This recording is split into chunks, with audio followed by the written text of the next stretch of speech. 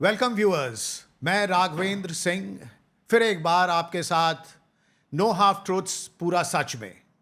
आज हमारे साथ जो गेस्ट हैं उनका नाम है मकरंद परांजपे। ये अपने आप को हिस्टोरियन तो नहीं कहते, rather he says he is a student of literature, but लिखते हैं वो। उनकी एक नई किताब आ रही है एक्चुअली, जिसका नाम है Hindutva and Hind Swaraj, histories forgotten doubles, जो सावरकर और गांधी जी के ऊपर है। उनका कहना है कि जो लिटरेचर के लोग हैं वही फिलॉसफी ऑफ हिस्ट्री को सबसे अच्छी तरह से समझ सकते हैं। तो आज जो हम डिस्कशन करेंगे, और स्पेशली 2 अक्टूबर के उपलक्ष्य में, वो डिस्कशन होगा गांधी और सावरकर के ऊपर। उन्होंने अपनी किताब शुरू की है एक कथन के साथ, और वो कथन है कि India right from its ancient times has actually missed out on a kind of historical chronology. चूंकि इंडिया में और इंडियन ईथॉस में स्पिरिचुअलिज्म का जो है वो एक बहुत बड़ा पुट है, इसलिए हम उन चीज़ों पे where we have lost out, और हमारी जो हिस्ट्री है वो ए हिस्ट्री ऑफ कॉन्क्वेस्ट इस तरह की जो है, we have tried not to give too much of credence, rather we have given credence to spiritualism, to thought, to values, to the civilizational aspects. लेकिन जब ब्रिटिश आए उस समय क्या हुआ?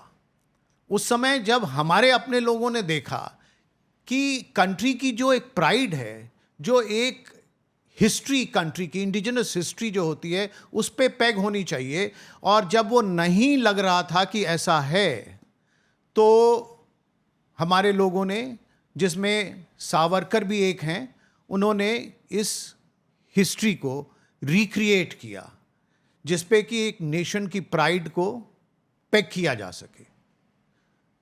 मकरंद परांजपे के हिसाब से जो नेशनल हिस्टोरियोग्राफी है वो शुरू होती है सावरकर से।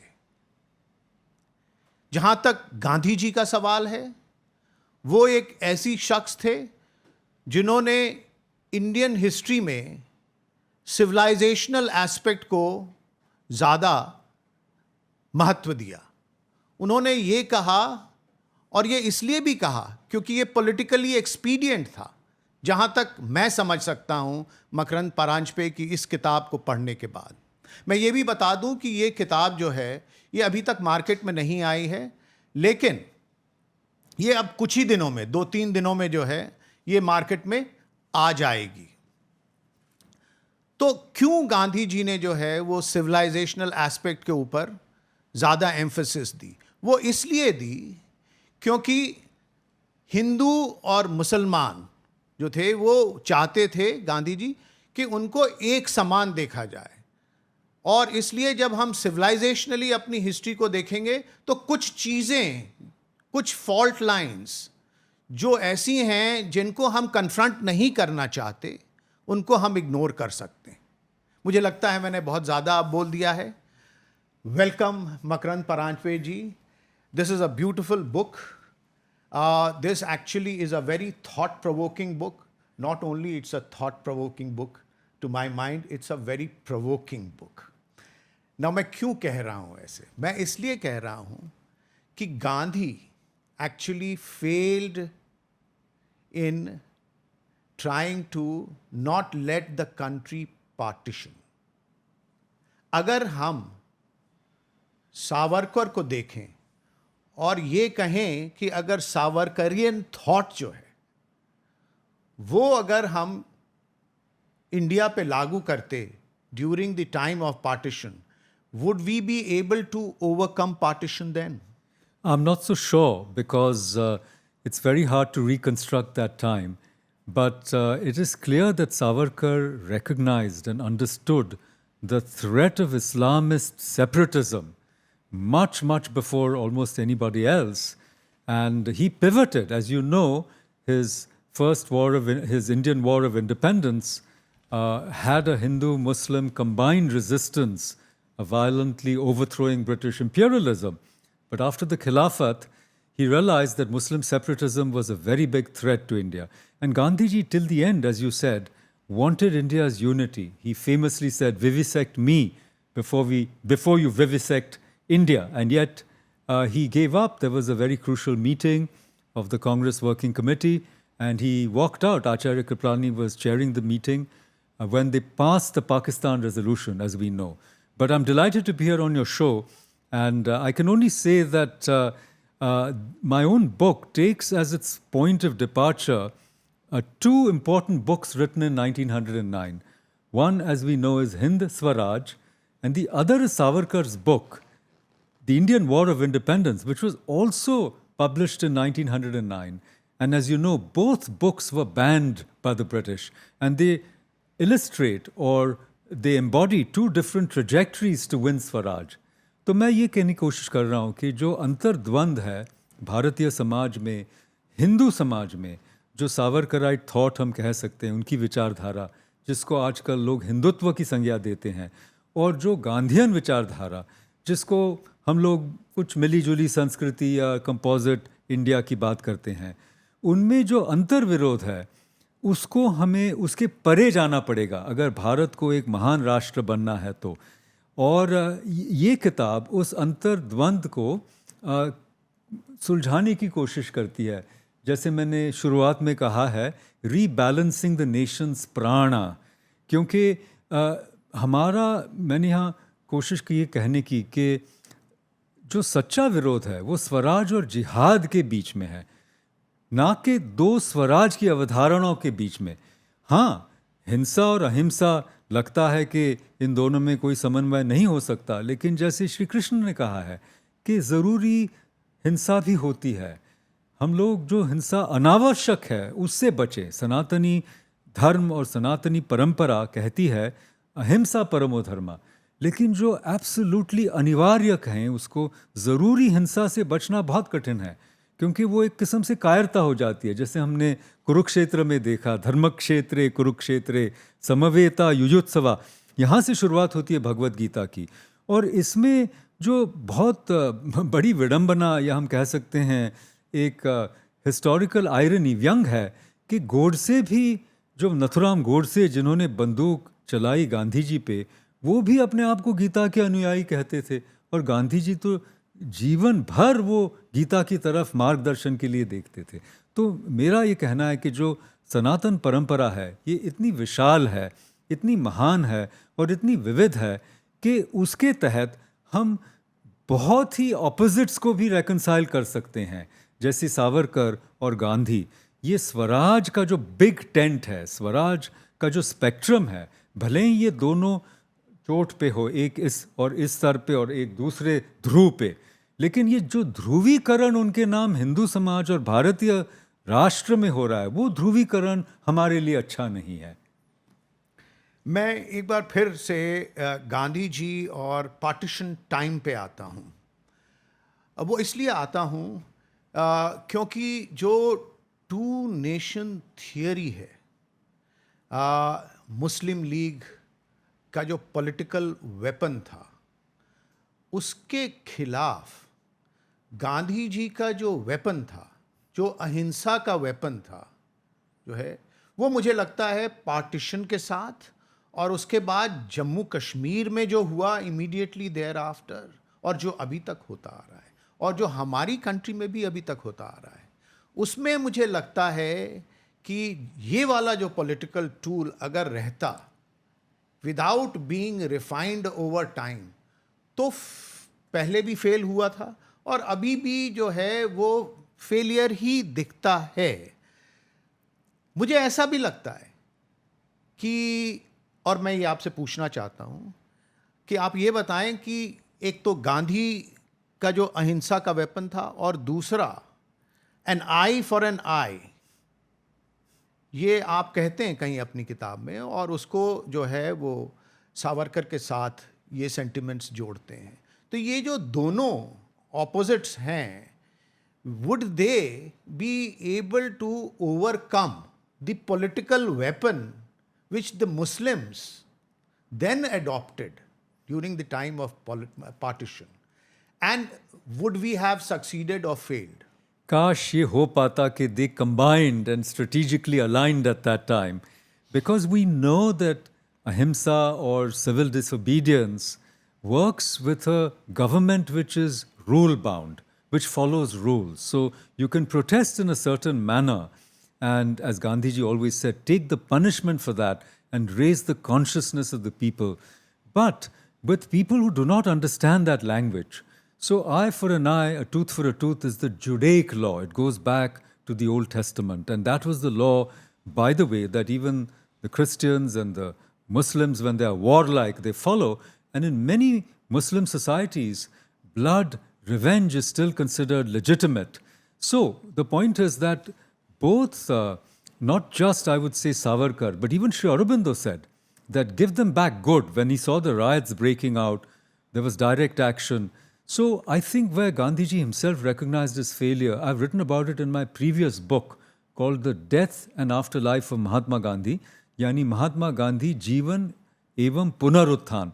तो उसमें वो स्वीकार करते हैं कि मेरी अहिंसा लोगों को समझ में ही नहीं आई.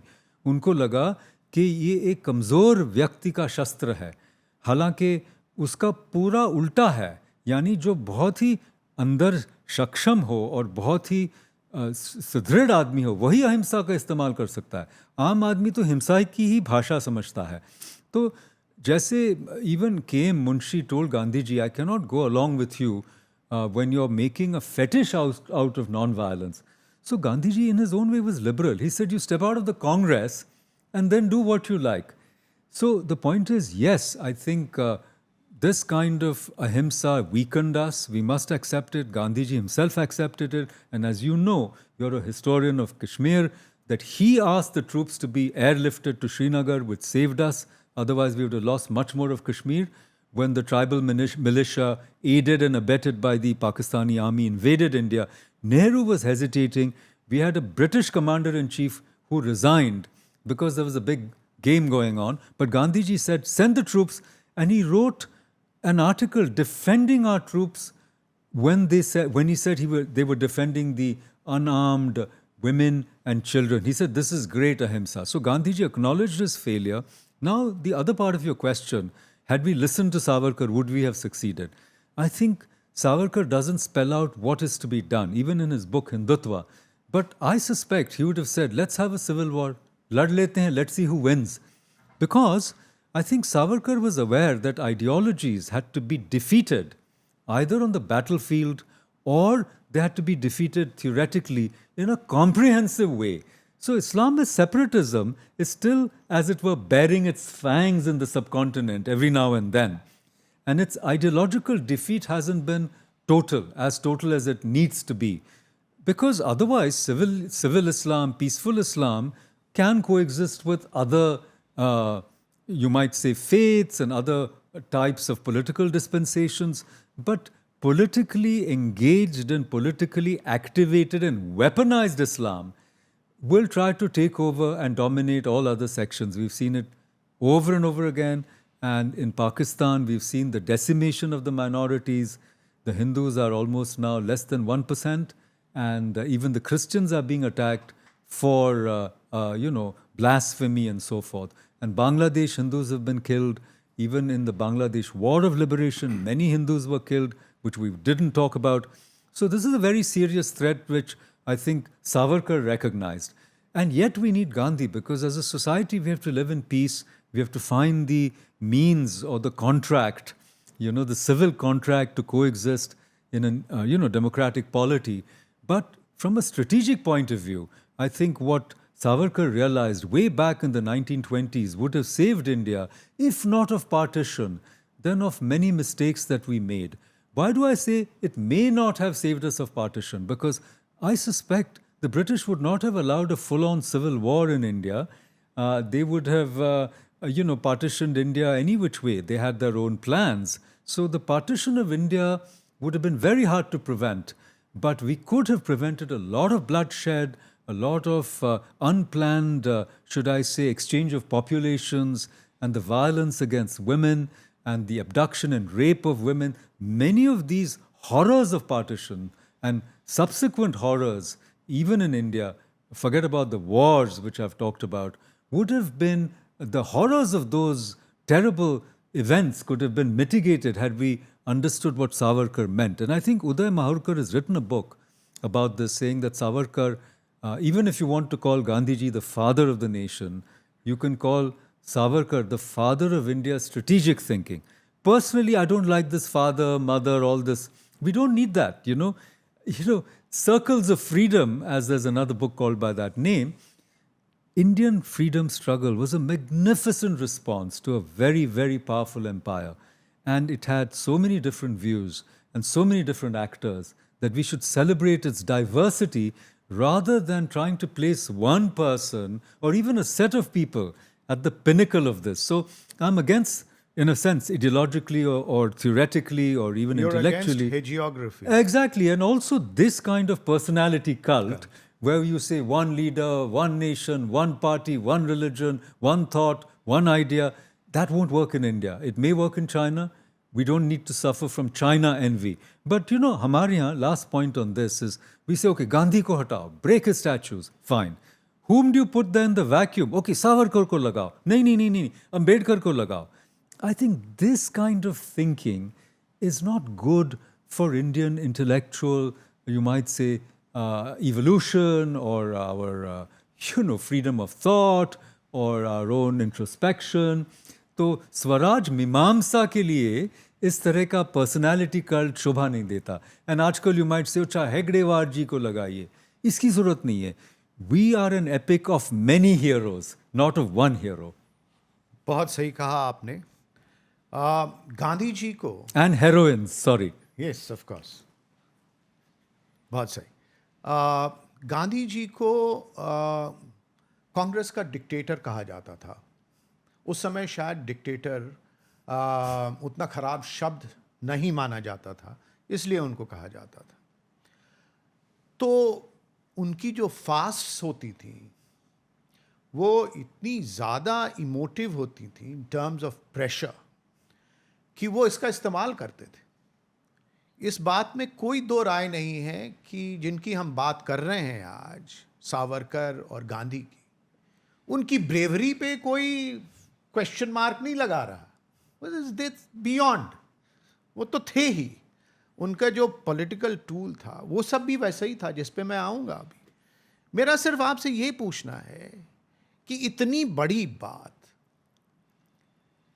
सिविलाइजेशनली वो हिस्ट्री को देखते हैं गांधी जी, और उसके बाद वो पार्टीशन को नहीं रोकते. उनकी लास्ट फास्ट जो थी वो जनवरी 1948 में हुई थी, जिसका कारण वही था जो होने वाला था. कम्युनल प्रॉब्लम जो हो रही थी उसको रोकने के लिए करते. Y could he not have prevented it? ये मेरा आपसे एक क्वेश्चन होगा. दूसरा, ये आपने अपनी बात में ये कहा कि सिविल वॉर हो सकती थी. अपनी किताब में आपने ये लिखा है कि उस समय हिंदूज, आपने हिंदू वर्ड का इस्तेमाल किया, कि हिंदूज जो थे वो सिविल वॉर के लिए प्रिपेयर्ड नहीं थे. सही इस्तेमाल किया है आपने, मैं गलत नहीं कह रहा, आपने उस शब्द का सही इस्तेमाल किया.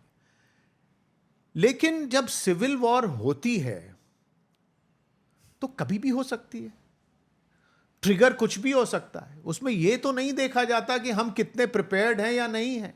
अगर हमें किसी चीज़ को रोकना है, और उसके लिए जैसे अमेरिकन्स ने सिविल वॉर करी थी, तो रोकना है.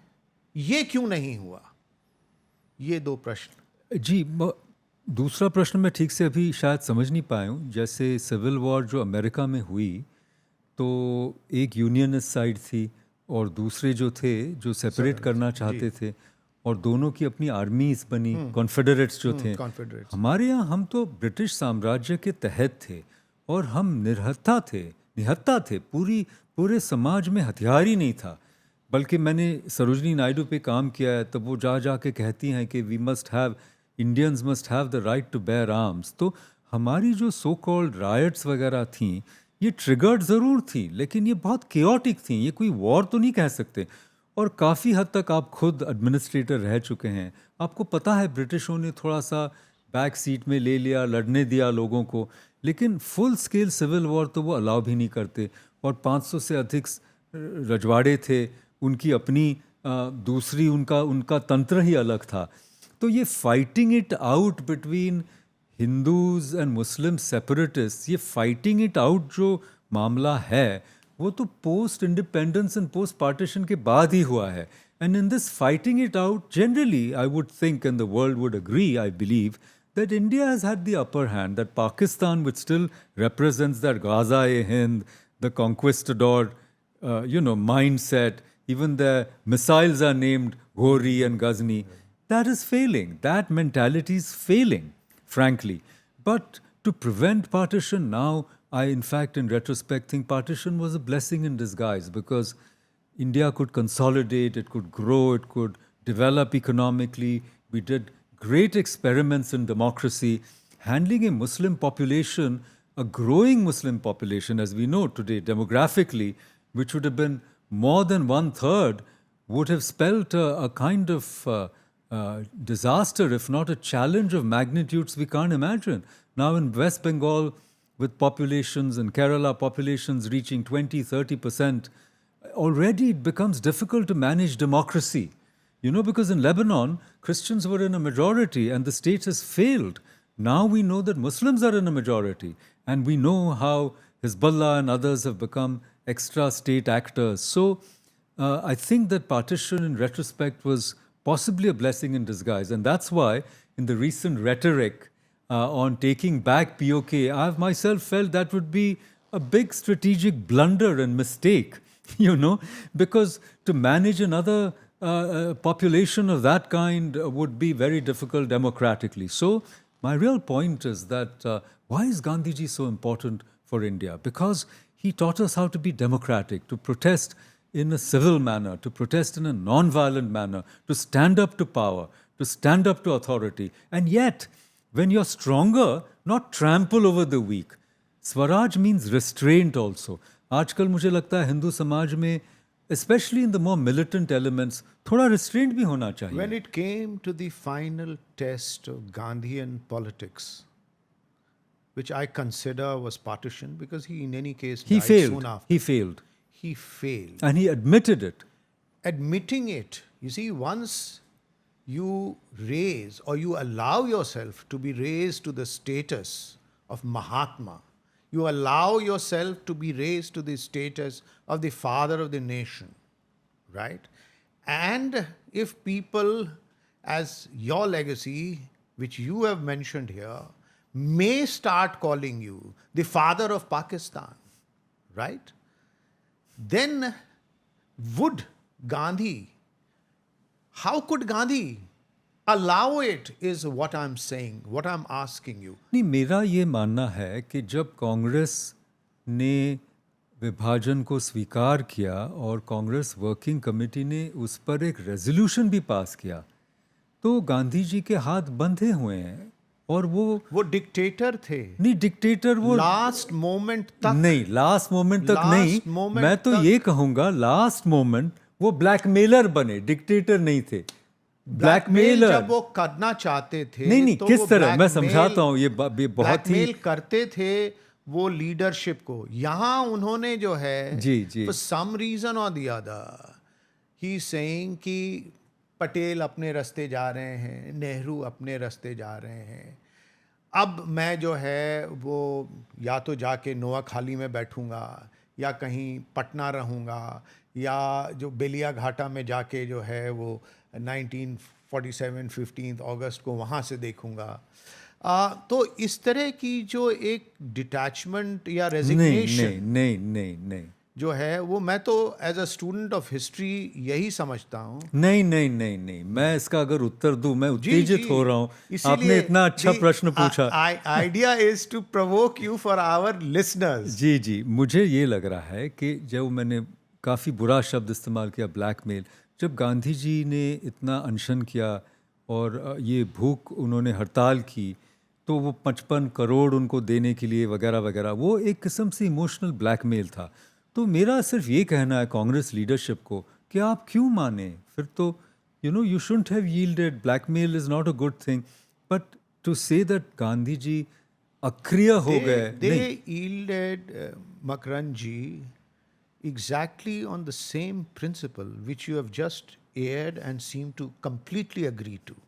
कि भाई अगर हमारे सिर में दर्द हो रहा है तो हम अपने सिर को काट के अलग कर देंगे, न सिर रहेगा न दर्द होगा। नहीं नहीं नहीं, मैं ये सोचता हूँ जैसे गांधी जी आखिरी दम तक कुछ हद तक आदर्शवादी थे। उनका ये कहना है कि वी आर वन नेशन। आपने देखा है सिविलाइजेशनली, आजकल मोहन भागवत जी भी कहते हैं डीएनए वही है।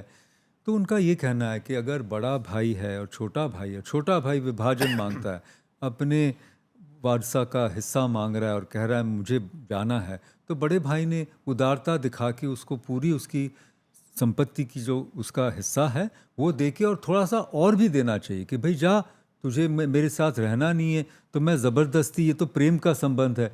हाँ, इश्क में ज़ोर नहीं, हम तो जानते हैं, हम सबको प्रेम करते हैं, कोई हमसे प्रेम न करे हमको ज़बरदस्ती पकड़ तो नहीं सकते। तो इसलिए मैं कह रहा हूँ कि गांधी जी अक्रिय नहीं थे। वो तो कह रहे थे दिल्ली के बाद, दिल्ली में शांति बहाल होगी, मैं तो चल के जाऊँगा, मैं इस बॉर्डर को रिकॉग्नाइज ही नहीं करता, मैं तो लाहौर तक चल के जाने वाला हूँ। उसके पहले उनकी मृत्यु हो गई, उनको मार दिया गया।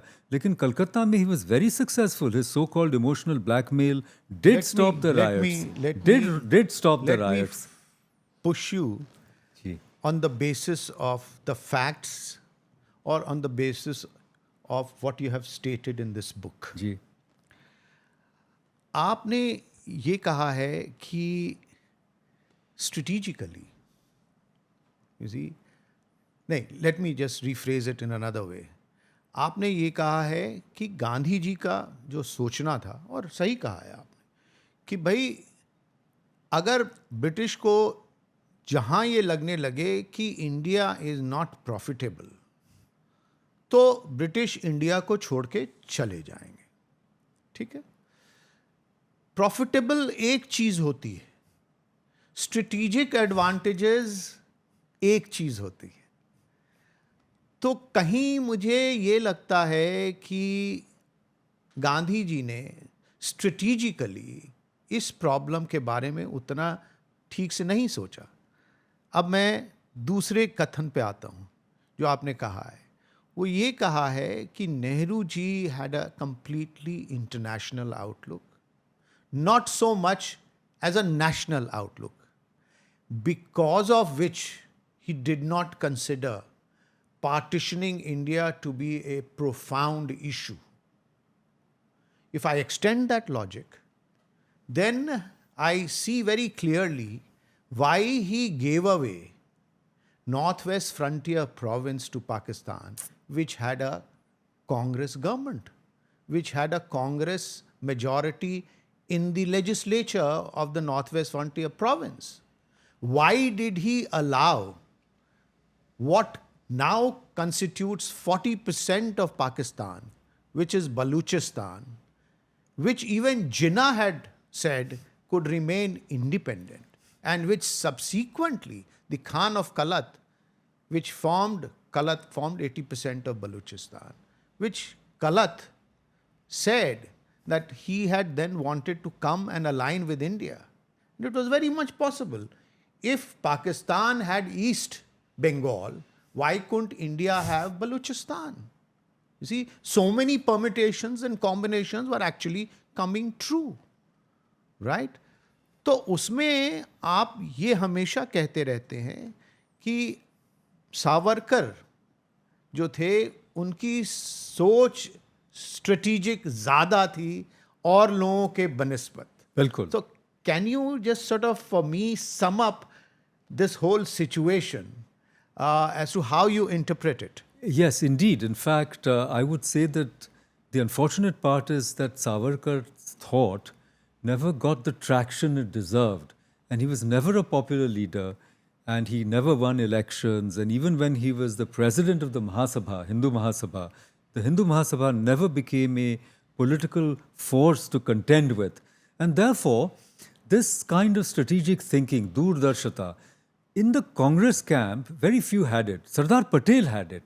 And if he had been left to handle the Kashmir problem, it may not have exacerbated to the extent that it has. तो उसमें मेरी रिसर्च जो है कश्मीर के बारे में वो कुछ और ही कहती है. एक्चुअली T20 के लास्ट बॉल की तरह हमने वो कश्मीर वाला गेम खेला था और उसमें गांधी जी ने अपनी आर्मी यहाँ से भेजी is not at all important. The fact of the matter is that a British governor general of India who was the chairperson of India's defense committee, Lord Mountbatten. yes, he was the one who dictated Yes. at that particular moment what was transpiring. So that's another thing. No, that's the part of the answer to your question, that the amount of space or leverage that Indians had, or even Pakistanis, whom we now call Pakistanis, the entire sort of freedom struggle or anti-imperial camp, the amount of leverage that they actually had was far less than what we have thought they had in our own accounts of the freedom struggle. Actually, the British held many cards and many more cards than we think they did, including the tremendous spy system. So those who think that the revolutionaries got But us our उनको जो freedom, एक डर था मकरन जी वो ये था कि कहीं 1857 दोबारा फिर न से हो न जाए. रिपीट जी, हो जी, जाए. जी, जी. डर उनको सबसे ज्यादा वही था. बिल्कुल. और 1947 के कुछ सालों पहले जी, जब उन्हें ये लगने लगा कि अब जो है वो संभालना मुश्किल होगा. इंडियंस का जो आयर है जी, वो हमारे प्रति न रह के एक दूसरे के प्रति ज्यादा बढ़ रहा है, जिसको बढ़ाने के लिए उन्होंने भरपूर Divide and rule, एंड बिल्कुल. सक्सीड भी करे. तो उसके बाद जो है ये जो पार्टीशन का जो मामला था इसमें जो एक स्ट्रैटेजी थी उसको हम क्यों नहीं समझ पाए. एनीवे मैं अब उसमें नहीं जाऊंगा क्योंकि इस पे हम लोगों ने काफ़ी डिस्कशन कर लिया है. अब मैं सावरकर पे आता हूँ और मुझे आपकी लिखी हुई बात जो है वो बहुत अच्छी लगी. आपने एक जगह कहा है कि Savarkar gave up his life, आत्मार्पण, उन्होंने अपने आप को अर्पण कर दिया, आत्मार्पण. नाउ ये जो कॉन्सेप्ट है ये एक कॉन्सेप्ट है सुप्रीम, जिसको क्या कहते हैं, सुप्रीम ऑफरिंग का. ये सुप्रीम ऑफरिंग है. It can only happen when you completely detach yourself from your body. मतलब इसमें जो सोल फोर्स है वो एक कॉन्सेप्ट ही मैं अपनी इंटरप्रिटेशन कह रहा हूँ, उसका एक बहुत बड़ा पुट है. ये हमारी सिविलाइजेशन में भी है और मेरे ख्याल से शायद जापानीज सिविलाइजेशन में भी है. ये दोनों एक दूसरे के प्रति इस चीज़ पे काफ़ी एम्पैथेटिक हो सकते हैं. Not so much as the westerners, though Emile Durkheim has written about suicide being a very courageous act, but the very fact that he uses or chooses to use the word suicide, which otherwise is considered very cowardly, right? Even in the constitution, it's considered an act of, a violation of an act. तो मेरा कहने का मतलब ये है कि वो इस तरह के आदमी थे जिन्होंने अपने आप को अर्पण कर दिया. तो सोचिए कि वो, और उनको हम लोग आइडियोलॉग भी कहते हैं. आप खुद भी उनको एक आइडियोलॉग की तरह मानते हैं कि भाई ये आइडियोलॉग थे. Now I am asking you a very disruptive question. The question is, Pakistan के भी एक आइडियोलॉग थे, इकबाल. हमारे भी आज हम उनको एक आइडियोलॉग की तरह मानते हैं. Can you compare the two for our listeners? see, So absolutely. that the difference, if at all, comes out. Yes, well, we talk about Iqbal as the ideologue of Pakistan, but he wasn't. Because he just gave that idea, and way back when Pakistan was not even a dream, not even a distant dream, आज के nobody. दिन तो इकबाल हाँ जी, का जो इकबाल है हाँ हाँ पाकिस्तान में बहुत इस्तिकबाल बड़ा है. जी. नहीं, वो तो अगेन कन्वीनियंस है. इन द सेंस दैट उन्होंने एक ही चीज़ लिखी थी कि एक मुस्लिम मेजॉरिटी प्रेजेंट एक स्टेट टाइप होना चाहिए विद इन अ स्टेट, मिल्लत या कुछ भी कहिए, जहाँ पे इस्लामिक सिविलाइजेशन, शरिया का नाम नहीं है उसमें, लेकिन तौर तरीके होने चाहिए। बट वो तो बहुत पुराना उनका लेखन है। नहीं, शिकवा और जवाबे शिकवा वो में बात अलग है, वो वो एक बात बहुत अलग है। बहुत अहम चीज लेके आते हाँ, हैं नहीं, for वो two बात nation अलग है। theory। हाँ, वो मुझे बात तो अलग लगता है है। कि टू नेशन थियरी के स्रोत ही वही हैं। नहीं, उसके टू नेशन ये हम थियरी के सैयद हाँ, अहमद हाँ, खान हाँ, वगैरह पे हाँ, ले जाते हाँ, हैं, हाँ, बट सैयद अहमद खान का जो कथन है that is a very politically expedient कथन। वो उस पे 1857 पे मैं बाद में बिल्कुल आऊंगा, क्योंकि आपने बिल्कुल, काफी 1857 बात इज की द है पॉइंट ऑफ 1857 डिपार्चर ना। जी। नहीं, तो मेरा ये कहना है कि Iqbal was a poet and he was an Islamist, let's face it. उनको कहीं भी हम वाइट वॉश करें तो भी शिकवा जवाब, तो उनका ये कहना है। लेकिन see in his own ways, he was trained in Germany, he was a Nietzschean, and he wrote only one book in English which is really worth reading, where he says, after the last prophet, what? That means you're opening up the tradition to interpretation. So that Iqbal we don't see. Because what he's saying is when there's no prophet, there's no authority. But my point is the real ideologue of Pakistan is Maulana Maududi, who is the founder of Jamaat-e-Islami, which is still active, because he was a modernist. You see, I'm trying to say that Pakistan is a modern state, and its actual counterpoint is Turkey, which is which was supposed to be a modern state where the population was Islamic, the culture was Islamic, but it would be a secular state. So you see, my point is that instead of, if you want to really compare, we should compare Maududi with Savarkar, and Savarkar comes out as being far better in hundreds of ways, because see, the Constitution of India, which we know was done by Dr. Baba Saheb Ambedkar in a big committee, you know, there was a parallel Constitution of India done by the Hindu Mahasabha. और उसमें हम देखें कि साम्य कितना है। हम हिंदुत्व, जो सावरकर जी की पैम्फलेट है, उसको पढ़ के कहते हैं कि मुसलमानों के लिए जगह नहीं है, या नॉन हिंदू के लिए जगह नहीं है, या जो हिंदुस्तान को या भारत को अपनी मातृभूमि और पुण्य भूमि नहीं समझते, या सेक्रेड लैंड नहीं समझते, उनके लिए जगह नहीं है। लेकिन महासभा का कॉन्स्टिट्यूशन देखें तो सबको इक्वल राइट्स है। So I'm saying that Savarkar as a modern thinker is closer to the Congress in terms of constitutional provisions than Maulana Maududi can ever be, because unka constitution to Sharia hoga. So my point is, that is why I'm saying, despite the fact that Savarkar was an advocate of an armed overthrow, despite the fact that he supported revolutionary violence against the British, after the independence, he's also made a statement that now that we are independent, we are not fighting one another. So I do not endorse revolutionary violence against other Indians. Whether Godse and Narayan Apte and the conspirators listen to him or not, we don't know. लेकिन कहने का मतलब है that Savarkar is still on the Swaraj side of the spectrum, not on the jihad side. I mean, when people say that if you follow his ideology, we'll become a Hindu Pakistan, I disagree. Because Savarkar is also a modern person. He does not want to go to some traditional India. He doesn't believe in caste. He even agreed to cow slaughter. He said animals are for human benefit. Don't worship the cow. Don't drink its urine and make cow dung into a fetish. So Savarkar has been misunderstood, partly because of political propaganda. उनको अपने संदर्भ में ठीक से समझने की भी मैंने कोशिश की है।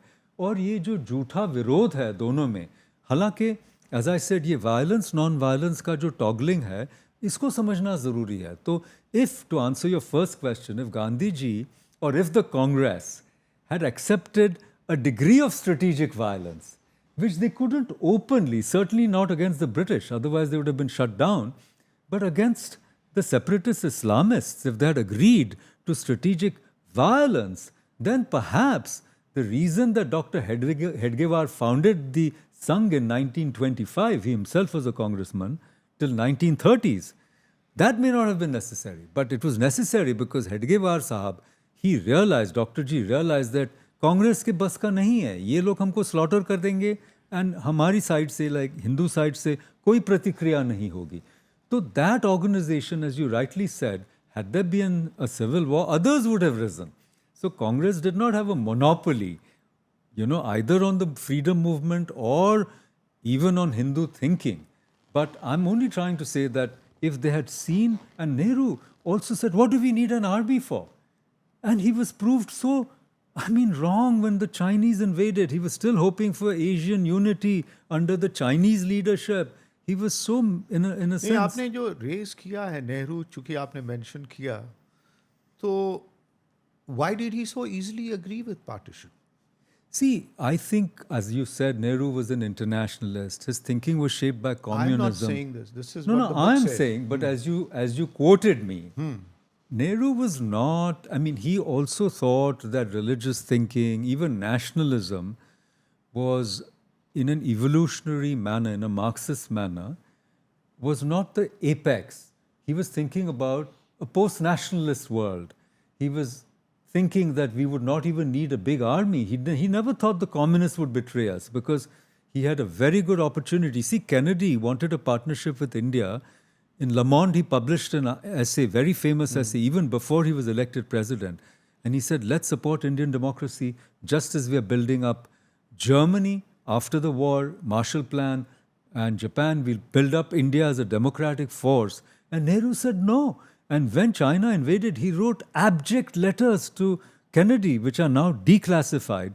So I think Nehru was strategically really wrong in thinking that communist China would not be an imperialist China. It was a deeply imperialist, an aggressive state. Somewhere I find that in the Indian psyche, largely, and therefore even in the psyche of our political leadership then, and it has continued.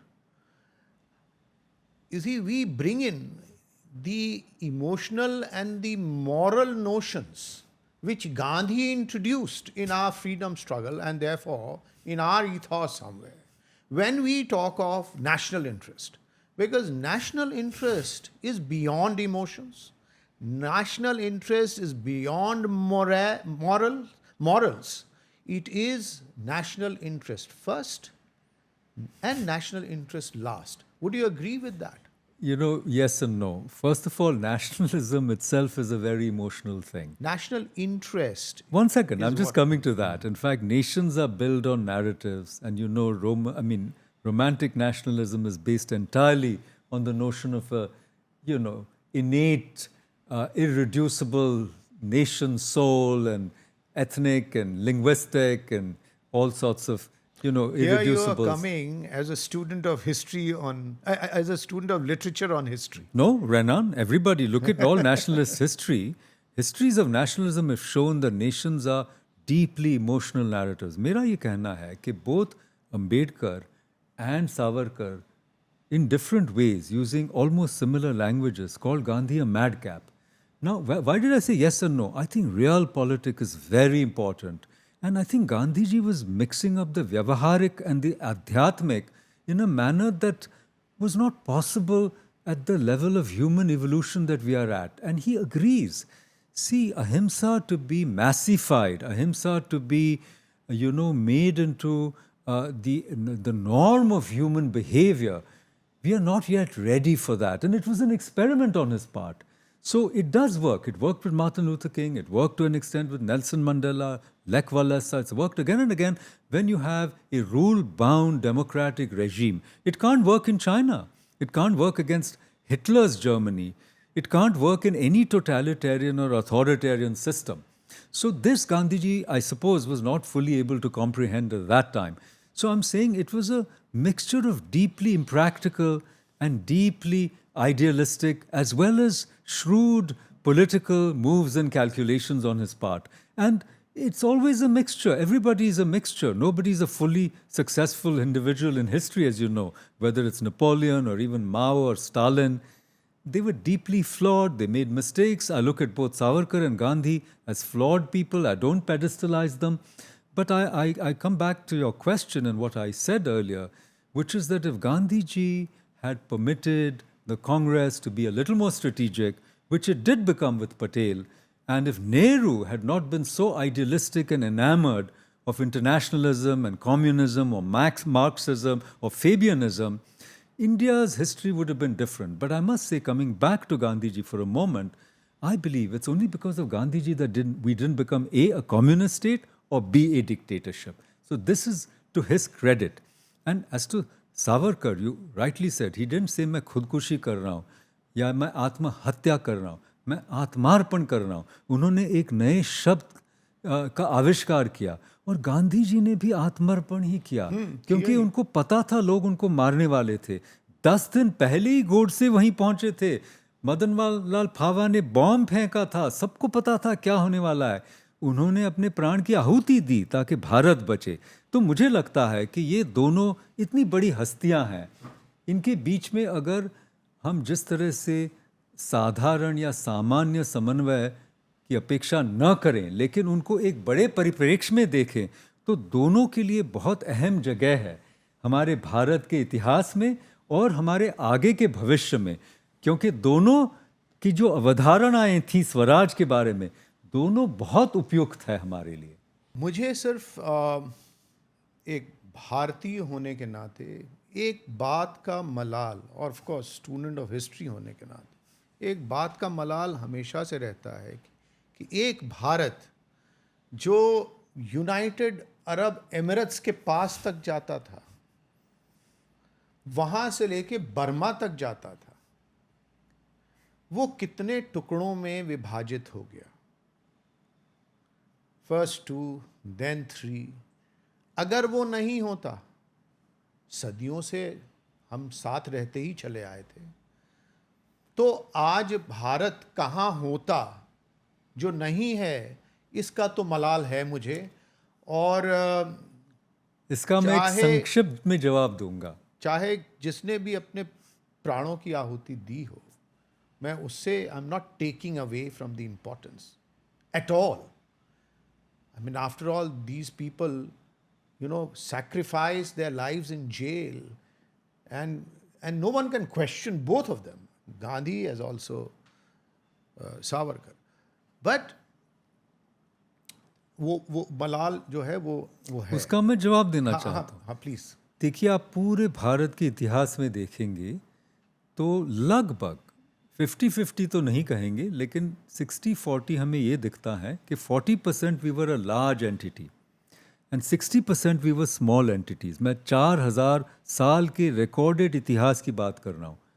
तो जो हम बड़े बड़े empires या वो periods जो हम बात करते हैं जिनको हम गोल्डन एज या ग्रेट पीरियड्स बोलते हैं, whether it's the Gupta age और उसके पहले अशोका मौर्याज, गुप्ताज, उसके बाद मुगलों की कुछ बात करते हैं इस तरह, and then British. Those periods were about 40%, some would say 45%, but for 55% of our history we have been many small principalities. So मुझे उस बात का उतना मलाल नहीं है. मुझे ये लग रहा है कि अभी के भारत की जो बाउंड्रीज है, अभी भी हम एक विशाल देश है, the most populous country and the fastest growing economy today. We have such a bright future. हमारा अंतर्द्वंद जो हिंदू समाज, we are a majority, all democracies are ruled by majorities. No, I'm very glad, Makranji, to see how optimistic you are, and so am I. But no one can take away from this fact that two things.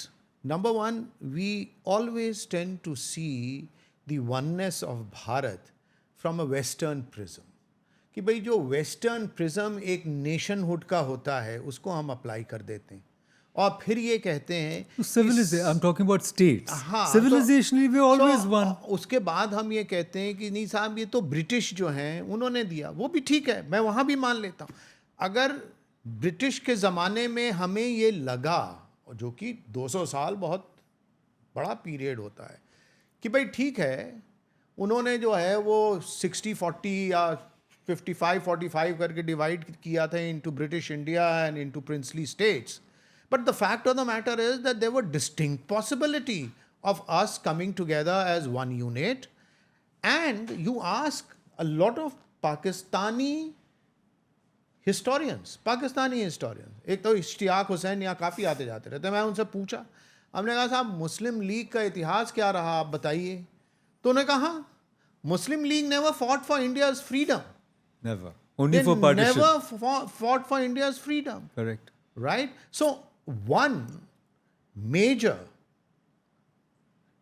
constituent which is political did not fight for our freedom. So that is also there for all of us to see and for us to appreciate कि भाई अगर वो कर रहा था तो उसको कैसे, how do we counter counter them. So that is why There we मलाल failed. जो है हाँ, we वो failed. फेलियर का है. मैं बिल्कुल मानता हूँ. मलाल जो है वो फेलियर का है. We could not counter the Muslim League effectively because we couldn't take Savarkar's ideas seriously enough. I completely agree. By we here is meant the Congress, the mainstream, and even if you want to push it, even Subhash Chandra Bose was still, Indian National Army was still supposed to be a Hindu-Muslim army, together and so forth.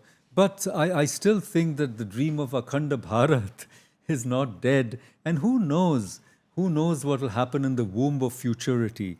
But I think our job is to learn from both, the mistakes of the past, and that's why history is important, and recorded history, evidence-based history, not just myths or not just fantasies. But in that sense, even as a student of literature and a student of narratives, I do believe that modern historiography is kind of important, very important for India, and we are doing our bit. So I think we have to learn from our mistakes in the past, as well as from all the wonderful accomplishments of our great leadership during the independence movement, and what a wide and magnificent spectrum it was.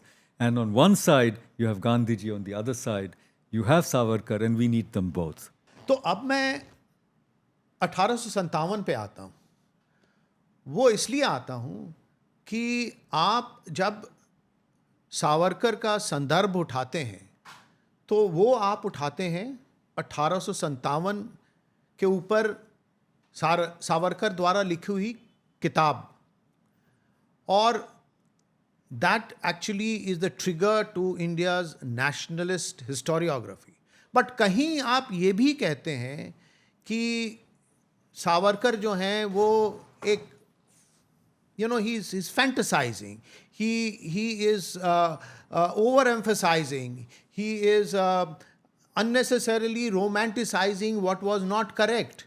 फिर आप nationalist historians जैसे RC. Majumdar वगैरह हैं उनका उदाहरण देते हैं और कहते हैं कि जो एक सिपाही था, जो बंगाल नेटिव इन्फेंट्री वगैरह के जो हमारे सिपाही थे, वो जो थे वो नेशनलिस्टिक नहीं थे, और हमारे जो feudal class so to speak था, वो जो था वो इनके साथ नहीं था.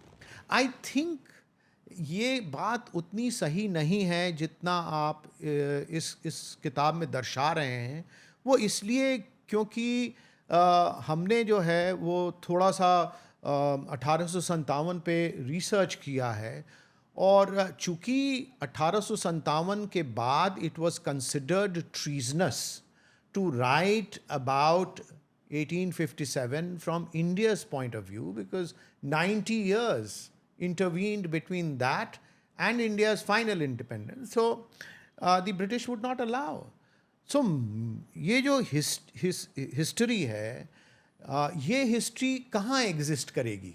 ये हिस्ट्री एग्जिस्ट करती है हमारे फोकलोर में, हमारे लोकगीतों में. हमारे यहाँ अगर आप बलिया जैसे या इंडो गैंजेटिक प्लेन में बलिया का हमने नाम लिया, या जौनपुर, आजमगढ़, देवरिया, सो मेनी, बनारस, तो माऊ, गोरखपुर, तो यहाँ आप चले जाइए, फैज़ाबाद वगैरह, लखनऊ तो है ही है, कानपुर है ही है. तो यहाँ जो आपको फोकलोर मिलता है वो ये बताता है कि हमारी जो फ्यूडल एलिमेंट्स जिसकी आप बात करते हैं, मुझे लगता है थोड़ी सी पेजोरेटिवली आप बात करते हैं, वो बेनेवलेंट थी, वो जान देने के लिए राज़ी थी.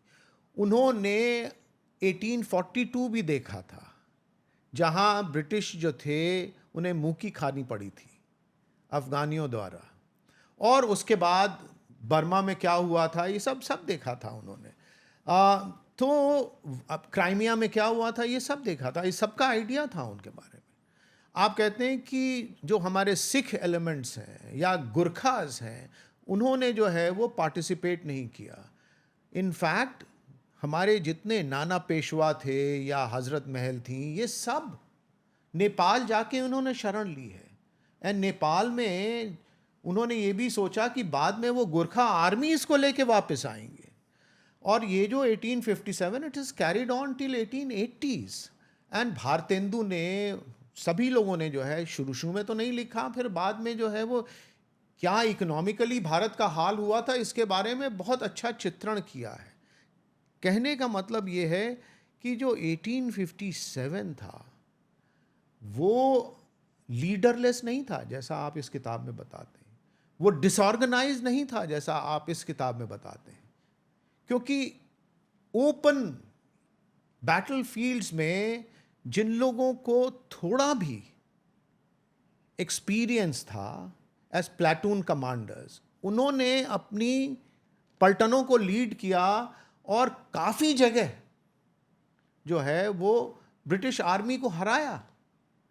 तो somewhere I find that in this book the whole contribution of 1857 is sort of, it doesn't get its due, let's put it like that. I Let's would be- agree with that. I would agree with that. My actual point in this book was only to look at Savarkar's account of 1857, which is not based on what actually happened alone. It is actually a manual for Swaraj. He writes the book not only to record what happened in 1857, but to inspire people to rise again to revolt. So, 25 साल की उम्र में 500 पन्ने की किताब लिखना, I मैं mean- तो एक 500 पन्ने की किताब मुझे 15 साल लग गए। मैं वो मना थोड़ी ना कर रहा हूँ, वो नहीं मेरी बात है। My point is that he created a romanticised as well as inspiring narrative as a manual for revolution. इसीलिए मैंने दोनों किताबों को कॉन्ट्रास्ट किया है। One was the Bible of non violent revolution, the other became the handbook of armed revolt. But 1857 is a very big topic. I won't go into it.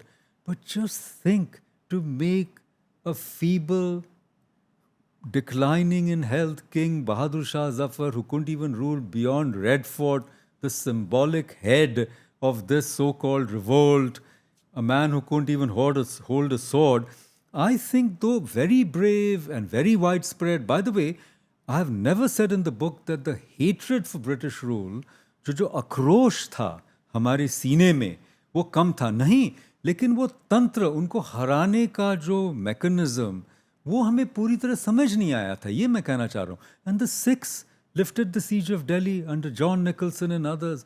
The six fought bravely for the British, and till recently, I mean, till after independence, there were 30% of, the British Indian Army, the Sikhs and Pathans. So it would have been very difficult to put that through. And let me give you one last thought. Suppose we had succeeded. What kind of government would we have had? What kind of organization? What sort of economic narrative? See, we were not prepared. We had not entered the modern world in that sense. The modern state formation was not understood deeply. The princely states ruled in a very perfunctory way, as you know. So the whole Congress and that freedom movement helped us enter into a civic as well as modern statehood. This is important to sustain today.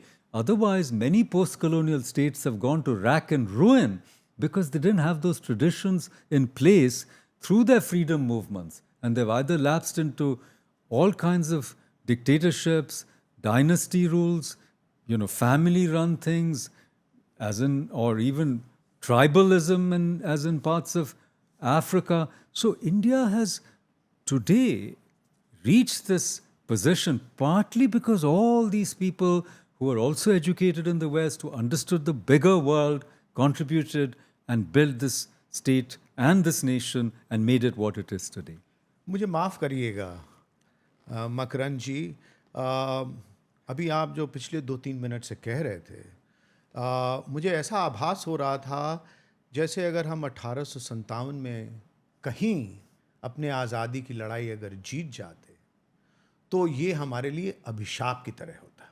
नहीं, मैंने वो नहीं कहा। मैंने ये कहा कि क्या होता, हम लोग ठीक से आज उसकी कल्पना शायद नहीं कर पाते। अगर हम पूरी तरह से जीतते, जैसे पहले भी कई दूसरी जगहों में हो चुका है, तो कुछ न कुछ उमड़ के आता ही, उभर के आता ही। मुझे ये लगता है कि अगर हम वो 90 साल बचा लेते, हाँ, तो बहुत कुछ कर 1947 पाते। तक, और हमारा जो एरिया जो था भारत का वो वही रहता जिसकी देखिए, ये ख्वाब जिसके है। बारे में माफ़ कीजिए, मुझे लगता है ये ख्वाब है, बहुत हसीन सपने हैं, लेकिन हिंदू मुस्लिमों में जो लड़ाई थी, जो मराठा और सिखों ने उसको ख़त्म करने की कोशिश की, वो पूरी तरह से ख़त्म नहीं हुई थी। उसके दरमियान ब्रिटिश राज आ गया। तो 1857 के बाद अगर आपको लगता है हम सब राज़ी खुशी बहुत सुंदर देश में साथ साथ रहने लगते, ठीक है। मुझे लगता है कि कई साल हमारी लड़ाई झगड़े पता नहीं किस किस चीज़ में भी बीत सकते थे, लेकिन ये किताब से दूर जा रहे हैं। ओके, मैं आखिरी प्रश्न आपसे करता हूँ, वो ये है कि आपने बड़ा अच्छा यूज़ किया है, रलिफ गलिफ या चलिफ।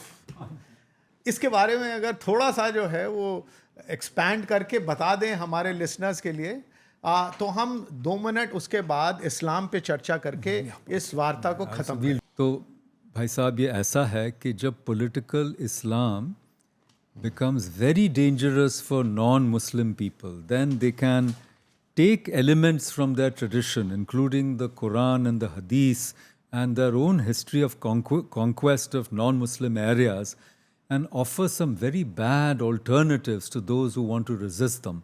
And these alternatives include leave, which is a decent alternative, convert, you judge whether it's a decent or not decent alternative, or die. तो ये हिस्ट्री में भी हुआ है, कत्लेआम भी हुए हैं, हमारे देश में ही हुए हैं, and this has happened in direct action day, it has happened at other times, and this is the dangerous consequence of N armed and weaponised militant Islamism. And the latest example of that, as we've seen, is in Kashmir itself in the 90s, when all the Hindus, the Pandits included, and majority of them were Kashmiri Pandits, ancient inhabitants of Kashmir, had to leave in a democratically elected, so-called secular Hindu majority republic. Goodness me, what are we doing if we don't understand the threat of this ideology? You say that it is blatantly incorrect to call Islam a religion of peace. Why do you say this? No, I don't Does say... it therefore justify the bloodletting pre and post partition of India? No, I say, I'm trying to say that political Islam or militant Islam is not a religion of peace. That is what I'm trying to say. If you have people living together peacefully, trading with each other, which has also happened many times, there's nothing wrong, and it happens every day. You go to UP, you go anywhere in India, people live together. Nobody questions what somebody's religion is. I'm only talking about a militarized and political Islam, which I call Islamist. I do not use the word Islam for that. And I link it with jihadism, the right word. So for me, if somebody said jihad is peaceful, I wouldn't say that. So to conclude, you see, in your view, and as far as your book is concerned about Savarkar and Gandhi, how do you think the Hindu-Muslim question would get resolved? See, this is the million-dollar question for all of us. And to me, here are the steps. First, we have to renounce this sort of violent jihadist political Islam. This renunciation or repudiation of this sort of Islam must come from the Islamic community itself, which in India is mostly made up of converts and victims of this aggression. So they must say, look, this is not the kind of Islam we want, and we don't believe in separatism and in this kind of military supremacist version of Islam, the Ghazni Ghori model of Islam, if you want to call it, which obviously would put paid to the two nation and to the Pakistan, reason for state. The Pakistan ideology must be defeated, obviously. That's step 2.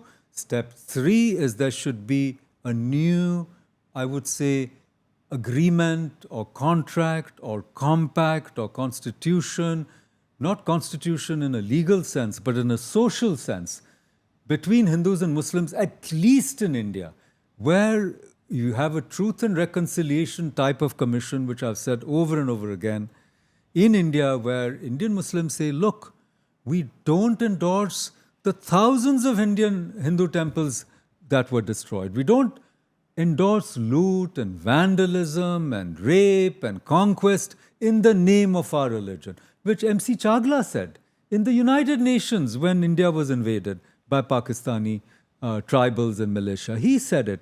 So if Indian Muslims rise together in a group in this fashion and agree that this is the kind of history that they're not proud of, and finally, step 4, Hindus and Muslims agree to live according to the rule of law. No favoritism, no preferential treatment by the state of either side, no so-called minority institutions, no majority, whatever SOPs or pilgrimages or whatever you want to call it, have a fair treatment of everybody under one rule of law which is accepted by all. This would be my formula for peaceful coexistence.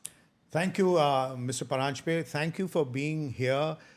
We've had a very, very interesting conversation today. I personally actually feel that we have, during this conversation, reflected on a lot of uncomfortable ideas and topics which we usually feel shy to discuss. What Mr. Makarand Paranjpe says would resolve the Hindu-Muslim question, the way I interpret it, Dr. is, Paranjpe. Dr. Paranjpe, is that the Muslims need to stop believing in the two-nation theory, and only then will this question resolve. Am I correct, Dr. Paranjpe? Partly. That'll Okay. be a beginning, a very important beginning. So, ladies and gentlemen, we are coming to the end of our conversation. We will come back to you with similar topics and interesting conversations. If you've liked this conversation, to encourage us, please share, please subscribe, and in doing so, keep on encouraging us. Thank you very much. Thank you.